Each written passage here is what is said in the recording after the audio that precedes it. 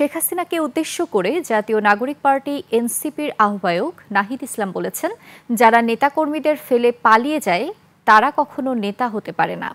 পঞ্চগড়ের অটরিতে দলের নতুন অফিস উদ্বোধন করে তিনি বলেন, দেশের একটিমাত্র পরিবার সকল সম্পত্তির মালিক হয়েছেন। শিয়া বাটার ও ভিটামিন ই সমৃদ্ধ লিলি হালাল বিউটি সোপ, তারুণ্যময় উজ্জ্বল ত্বকের জন্য। তাদের জমিদারি প্রথা ভাঙতে হবে। দেশে আর যেন নতুন করে কোনো স্বৈরাচার চাঁদাবাজ তৈরি না হতে পারে, তার বিরুদ্ধে লড়াই করতে হবে। এ সময় জাতীয় নাগরিক পার্টির উত্তরাঞ্চলের মুখ্য সংগঠক সার্জিস আলম, দক্ষিণাঞ্চলের মুখ্য সংগঠক হাসনাত আবদুল্লাহ সহ স্থানীয় এনসিপির নেতাকর্মীরা উপস্থিত ছিলেন।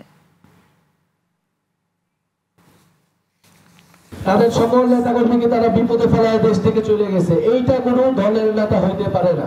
জমিদারি প্রথা ভাঙছি আমরা গণঅভ্যুত্থানে, নতুন করে যদি কোনো জমিদারি প্রথা, নতুন করে কোনো স্বৈরাচার ফ্যাসিস্ট চাঁদাবাজ তৈরি হয়, তার বিরুদ্ধে আমাদের লড়াই করতে হবে, তার বিরুদ্ধেও কথা বলতে হবে।